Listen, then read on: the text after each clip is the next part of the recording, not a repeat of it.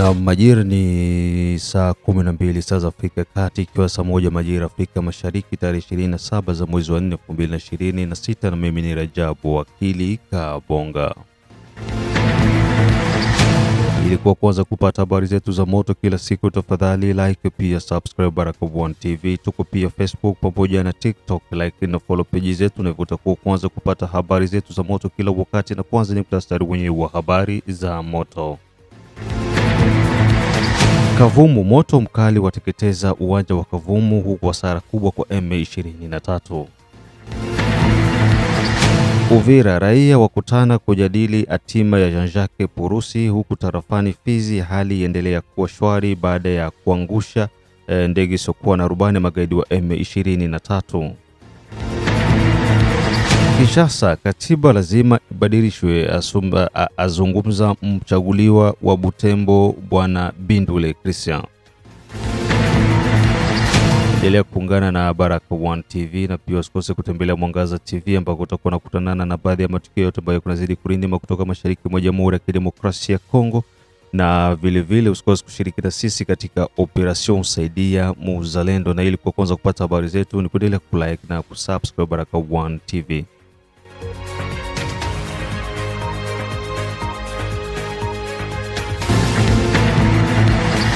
Tuanze na taarifa hizi kutoka Kavumu ambako moto mkali wateketeza uwanja wa Kavumu, hasara kubwa kwa M23. Majira ya saa 11 na dakika zilizopungua 45 hiyo tarehe 26 jana za mwezi wa 4 2026, kulishuhudiwa milipuko mikubwa ndani ya uwanja wa ndege wa Kavumu jimboni Kivu ya Kusini mashariki mwa Jamhuri ya Kidemokrasia ya Kongo, tarafani Kabare. Mashambulizi hayo ambayo yalirushwa na drones zilizokuwa na rubani, hadi sasa serikali ya Jamhuri ya Kidemokrasia ya Kongo haijatoa taarifa rasmi kuhusiana na mashambulizi hayo. Hata vile magaidi wa M23 ambao kwa sasa wanamiliki uwanja huo wa ndege wa Kavumu bado hawajatoa taarifa kamili kuhusiana na mashambulizi ya ndege yasiyokuwa na rubani yaliyofanyika katika hayo maeneo. Yote hayo yanakuja ni baada ya maeneo hayo ya Kavumu kusemekana kwamba kumeingizwa silaha mpya kutoka Rwanda ambazo zilitakiwa zitumike kwa ajili ya magaidi wa M23. Katika uwanja wa Kavumu kumekuwa kukiripotiwa mara kwa mara kuingia na kutoka kwa magaidi wa M23, huku magari yakiwa yanafunikwa na kuingizwa huko baadaye na kutolewa. Hali hiyo imekuwa ikizua wasiwasi mkubwa, na pia wananchi katika hayo maeneo kuendelea kuilaumu serikali kwa nini inaachia maeneo ya Kavumu kuwa hivyo bila kushughulikiwa hata dakika moja. Vitendo hivyo vilifanya serikali ya Jamhuri ya Kidemokrasia ya Kongo kujaribu kupanga mikakati ili kuangalia nini kitafanyika kwa ajili ya uwanja huo wa ndege. Wananchi wameshuhudia milipuko ndani ya uwanja wa Kavumu, na zaidi ikiwa ni kule ambako kulikuwa kunasemekana kunahifadhiwa silaha pamoja na vyanzo vingine vya kijeshi kutoka Rwanda kwa niaba ya magaidi wa M23. Mashambulizi hayo yameweza kuwapa hasara kubwa magaidi wa M23, wanazungumza wakaji katika hayo maeroporo kabisa. Wana moto ingine ile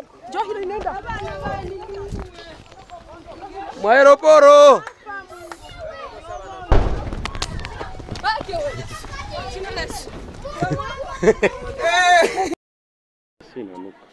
unaona banaishia mule marabu tena kwa sababu anapointe tu kwenye bako aeroporo inalungula kabisa. Hapa ni ya Oserie, aeroport de Kavumu, aeroporo inalungula, bana bombarde aeroporo ya Kavumu kule Kavumu, moshi ile moto ile Kavumu ile wana bombarde aeroporo ya Kavumu inakuwa bombarde. Twende tupite aeroport de Kavumu. Aeroporo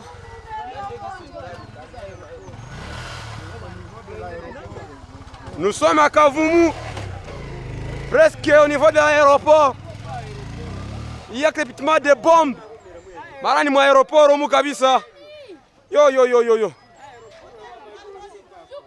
Bombardement de l'aéroport de Kavumu, Mungu.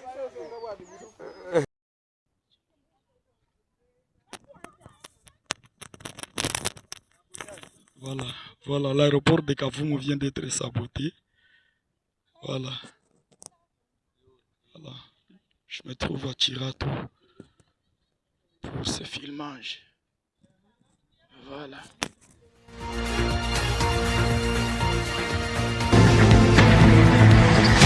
Na baada ya taarifa hizo kutoka Kavumu ambako mpaka sasa hivi magaidi wa M23 hawajazungumza chochote kwa hasara ambayo wamepata, lakini wananchi kutoka Kavumu wamekuwa wakizungumza mambo mengi kwamba haya maeneo ambayo yalishambuliwa yalikuwa yanahifadhi silaha nzito kutoka kwa magaidi wa M23 na hivyo wameweza kupata hasara kubwa ndani ya Kavumu. Tuingie moja kwa moja tarafani Uvira ambako mashirika ya kiraia wakutana kujadili hatima ya Jean-Jacques Purusi, huku pia Fizi aliendelea kuwa shwari mdogo.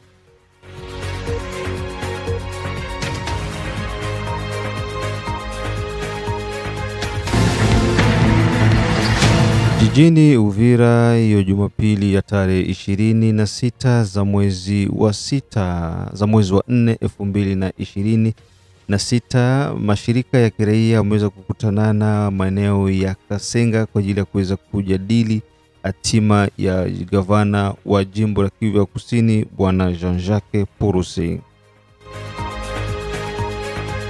Mashirika ya kiraia wakiwakusanya wananchi wa eneo mbalimbali pia na baadhi ya wabunge.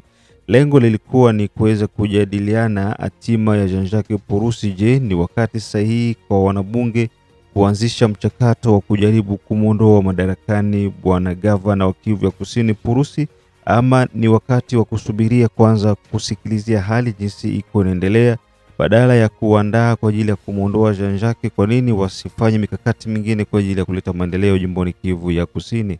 Hizo zilikuwa ni pointi muhimu ambazo wananchi walikusanyika wote kwa pamoja ili kuja na sauti moja ya aidha wapingane na wabunge wa jimbo ama waungane mkono na wabunge wa jimbo, na vile aidha wapingane na gavana Jean-Jacques Purusi ama vile waungane na Jean-Jacques Purusi.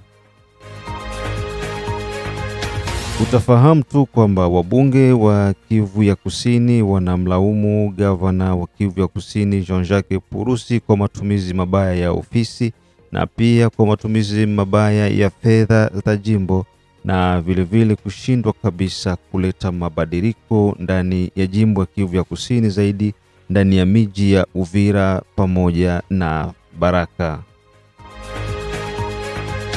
Kwa sasa hali ya usalama jimboni Kivu ya Kusini inaonekana sio nzuri zaidi na vile sio mbaya sana, baada ya makundi yote yanayoshikilia silaha kujaribu kutuliza mukari na kufuata kanuni ambazo zimetolewa ya Umoja wa Mataifa ya kutaka kwanza usitishwaji wa mapigano yaweze kufanyika ili kuweza kupata suluhu ya kudumu. Kwa upande wa tarafani Fizi, wanajeshi wa Jamhuri ya Kidemokrasia ya Kongo pamoja na wazalendo wanaendelea kurejesha ustahimilivu na ustawi wa kudumu ndani ya vijiji vya Kakenge, Mikenge, Minembwe pamoja na Point Zero, na yote ni kutokana na kuendelea kuwadhibiti kisawasawa wa magaidi wa M23 Twirwaneho, Redi Tabara pamoja na Twirwaneho.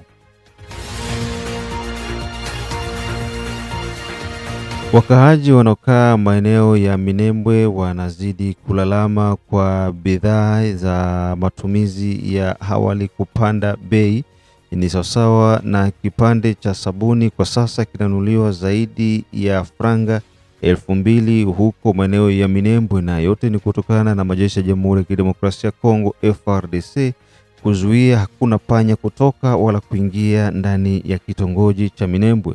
Yote hayo yamefanyika baada ya majeshi ya Jamhuri ya Kidemokrasia ya Kongo kutoa tahadhari na kuwataka wanaomiliki silaha ndani ya Minembwe kuweza kujisalimisha na kuweka silaha chini kwa ajili ya usalama zaidi.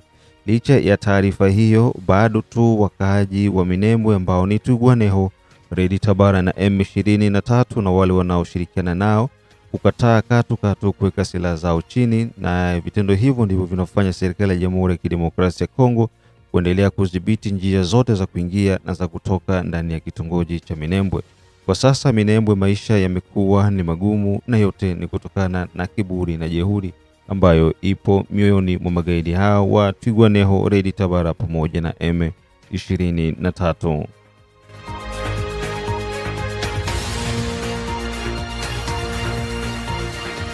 Baada ya kuweza kudondosha ndege isokuwa na rubani nyingine ya magaidi wa M23 kutoka nchini Rwanda, serikali ya Jamhuri ya Kidemokrasia ya Kongo inaendelea kuimarisha ulinzi katika kila eneo, na hivyo kuweza kuwapa wakati mgumu magaidi wa M23. Tofauti na kuangushwa kwa drone hiyo isiokuwa na rubani, vilevile mateka wameendelea kukamatwa huko maeneo ya Mikenge, na wamekuwa wakijisalimisha baada ya kuona hali inazidi kuwa mbaya upande ambako wanapatikana kwa magaidi wa M23. Utafahamu tu kwamba asilimia kubwa ya wanaopigana huko maeneo ya Mikenge, Minembwe ni Wanyarwanda wanaojifanya kuwa Wanyamulenge, na hivyo wanapewa sapoti kubwa na wakahaji wa Kinyarwanda katika hayo maeneo ambao wanaficha silaha zao kwenye manyumba, na wengine pia wanavaa nguo za raia kujigeuza kuwa raia, na vilevile silaha nyingi zinafichwa ndani ya maandaki. Ndio maana kuna kaugumu kidogo kwa majeshi ya Jamhuri ya Kidemokrasia ya Kongo kumaliza huu mchezo mara moja. Usijideranger kama ni ya MONUSCO, manake vitu vinapangika tu, vitu vinapangika juu. So unajua chef wa MONUSCO wa mpya ni ule Americain mwenye Amerika ilimuimpose ku Conseil de Sécurité, na usijue kama uliona saa alifika Kinshasa na akafika na Bunia. Saa alifika na Bunia pale, na kwa interview alisema ye mission yake yenyewe anamupatia Conseil de Sécurité ni kuya kuhakikisha resolution 2773 iko na resolution 3 zenye Conseil de Sécurité ilimupatia, na moja ya ile anasema ni kuhakikisha respect ya integrite ya territoire ya Congo. Unanipata? Alisema wazi, donc alisema mie sikuye kufanya mchezo, mimi nakia kuhakikisha respect ya integrite ya Congo. Na ndio maana unaona Amerika ilichagula force ya MONUSCO yenye itakuwa ya mpya. Amerika ilichagula Angola, ikachagula Burundi na Tanzania, na mission yabo ni mission yenye iko offensive. Bakikutana kwenye M23 iko banamwambia mutoke, kama abapendi ni kubatandika, na ile force mwenye ataiekipe ni Etats-Unis peke ndio atawapatia armement ya nguvu. Una comprendre? Ndio pale umage samino saona nyambia tu ni MONUSCO, mimi basi vitu viko vinajipanga. Na ni Amerika nje kwa la tete ya MONUSCO sasa. Haiko vitu bibi ngoja tu mtaona. Ngoja mtaona. Sio tunasikia sasa jana walifanya meeting kule Imbi. Biko naita baje na sema ingie mu armée. Mwele bushenzi yao ile. Hawa watu mwisho wao ilisha kufika. Unaona nyoka bakimupiga alisha kukufa, anatingizaka mwili, iko natafuta mnyata luma ndio akufe na yeye.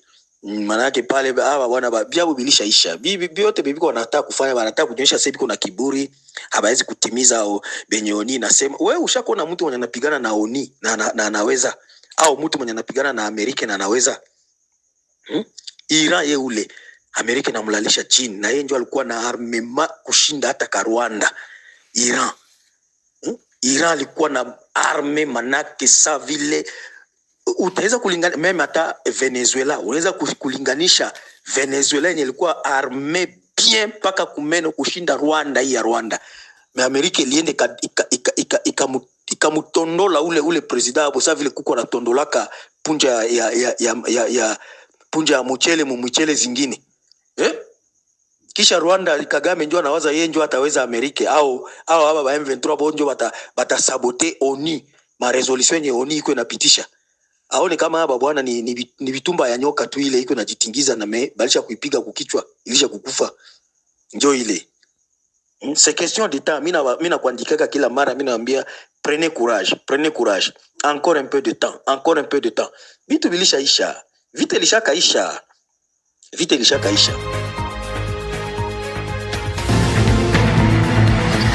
Baada ya taarifa hizo kutoka huko Minembwe, tutasikiliza ujumbe huu. Jean-Jacques Purusi, je, ni lazima aweze kuondolewa madarakani na kuna ulazima gani sasa hivi kwa wabunge wa Kivu ya Kusini kuandaa mchakato wa kumwondoa Jean-Jacques Purusi madarakani? Na je, hali hii ni kuleta ustawi Kivu ya Kusini ama ni kuyumbisha utawala wa Kivu ya Kusini wakati M23 yuko hapo mlangoni? Iko napenda adestabilize province na adestabilize na batu bengine bebiko ba maana bebiko na tumika juu ya nchi. Hapana. Na mtu mongo ule bwana Ngwabije ni mongo. Tena mongo. Nilianza kawahi kuambia hiyo mbele ni mongo, tena ni escrow. Escrow gentil, ni mtu niko kama vile wanasema panya iko nakula na iko napuliza. Yeye ni panya, inakula na inapuliza. Nilibambia vile mbele, mtanisikiza jua mimi nasema vile. Ba deputy mimi na basi sana. Kama mnajua mnamutilia motion, haiko jua kutafuta franka. Antuka mujishimame yako mtoshi. Ngwabije ana destabilize province. Kwanza meme Bukavu. Ile alikuwa nakuya nayo ilikuwa ni mawai. Ule ni mtu wa RDF. Ule ni mtu wa RDF. Iko kama vile chui anavaa makucha, anajifichika makucha, anavala ngozi ya kondome, ni chui. Ni mjanja, alikia na ujanja. Njoo kama ile ujanja wa Wanyarwanda wanatukiana wao waswandi za wa refugee wale wa refugee Rwanda, swandi za Banyamulenge. Njoo ujanja wanakuwa nayo. Na njoo ujanja alikia na anatupuliza. Kumbe anajua kibiko anatafuta. Bukavu alifanya nini? Na mniambie tu kwanza. Kisha vile atafanya. Mniambie tu kwanza Bukavu, mnipatie tu sinyi 3 2 4. Ile tumawaya alienda baambia iko anza rudisha manini. Ile ilikuwa ni mawa. Ule bwana ni mongo, mujanja, sungura mujanja. Nasikia. Mtu mwenye kamata mtu mwalitumika na M23 na mutosha, anakimbia na M23 kama nyola, anakia na mutosha na mtia kuporo. Eski mnaona mtu kwa normali? Anaenda kumedzia Kishasa na shimama anasema vita ba RDF biko wanarujia. Na bangali sangi. Biko sangi mimi mtu kwa Kishasa kwa sasa kwetu antukabi tukunda polepole ile kope nenda ishi. Jua iko na luterme wake lumalo wa kuita batu bagangi. Na Lingala iko saa juu. Ni professeur me iko sana kama anajua Francine Lingala juu. Iko ta mtu bayaya. Anajua maana yaya bali piga mtu risasi manivo ya Makisangani soda civil ukweta soda. Yaya. Kuko yaya na yaya. Yaya ni gangi tu uniza muona. Ule ni yaya ule. Yaya ni yanke moya hivi. Anaita basi bayaya wale. Bayaya mtafungu. Huko tabatu bayaya. Wewe si unajua signification ya yaya? Yaya ule. Batu te kunjo bayaya. Yaya iko savile ba fenya moya hivi, bavuta bangi, sote ba gangi tu ba moya hivi, ba malfaiteur, ndio bayaya. Kuko yaya na yaya. Yaya ni kaka swati mkubwa yangu. Yaya yaya ule yaya ule bayaya wale. Yaya ule manake malfaiteur yanke moyo hivi. Ifaa retirile malangaje akawaita watu bayaya. Kwa sababu watu wanamsikia vile kine. Basi est-ce que bone ko serie? Bakiroza wanasikia uchuko. Ita si bayaya. Mutika makambo bongo, watu watakomprana saa yanata bakubwa, basi me jua kutokujua lugha nayo mushi wasi wa watu na Urusi, acha kudanganya watu wa ndugu yangu. Urusi uko mjanja, tena kuna mjanja ya ovyo. Mosio ya kwanza mtoneshe ile bwana. Madepite, mshiko na hofu peple iko nyuma yenu. Eske tulizane kwa kweli. Mtu kuna badangaji kuna mapakala mafuta. Mnaweza tengeneza balabala na adui iko mbele mapwa yenu pale. Eske mnajua kama usiku mnaweza lala mnalamuka adui tena kiana kanta pale. Mko na assurance gani ya 100% na ule bwana ya kuwatengeneza balabala na adui iko mbele mlangoni pale? Huko nasikiza matangazo yetu kutoka Australia, Canada, USA, Asia pamoja na East Africa na wale wote ambao kwa maeneo ya Afrika ya Kusini, Ejide Kizenga Tembele, King Sele Kizabe Ayeba, Mashaka Ayamba, Dedone Butoto, Biondo Kilamba Mawe, mzee wa state ya Maine, da Feza da Letitia, da Asha da Arena Kist Kandeke, Asimwe Baguma Samuel kutoka Czech Republic, Ramaki Afrika Kusini, Mohamed Papiro Jabu kutoka Afrika Kusini, na wale wote ambao wako wanasikiza matangazo yetu kutoka pande zote za dunia hii ambao wanasikiza ni Amka na Baraka One TV. Tuingie huko jijini Kinshasa ambako katiba lazima ibadilishwe, maneno ya Christian Mbindule, mchaguliwa wa Butembo huko maeneo ya Kivu ya Kaskazini.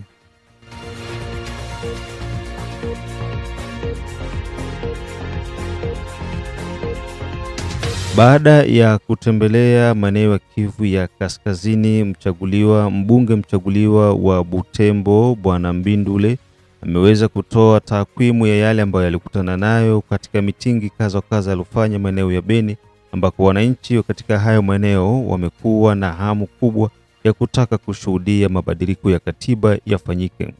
Kutokana na kauli zake, anasema kwamba na nukuu, wakati na kutana na wananchi, cha kwanza walikuwa wananuliza kwa nini wabunge mnachelewa kupitisha sheria kwa ajili ya kuweza kubadilisha katiba ya sasa. Kitendo hicho kimeweza kuwapa motisha na hivyo kufikiria mara mbili kwamba ni lazima kubadili katiba ya sasa ili kuweza kutengeneza nchi kuwa mpya zaidi. Nyingine zaidi, huyu hapa mchaguliwa wa Butembo Bwana Mbindule. Je me suis rendu d'abord dans ma base électorale de la ville de Butembo. Je posais la question à la population. La réponse était directe et que vous avez traîné à écarter cette constitution qui était rédigée par les gens qui nous attaquent aujourd'hui, les complices du Rwanda, et que vous avez d'ailleurs traîné. Parce que je me souviens, lorsque le chef de l'État était de passage à 2020 dans la ville de Butembo, la population lui avait dit que nous ne voulons pas de la constitution actuelle. Pourquoi? Parce que cette population a consacré l'infiltration de la RDC. Parce que nous avons vu les gens que nous connaissions à l'Est comme étant des réfugiés et qu'avec la constitution que nous utilisons actuellement sont devenus des Congolais d'origine.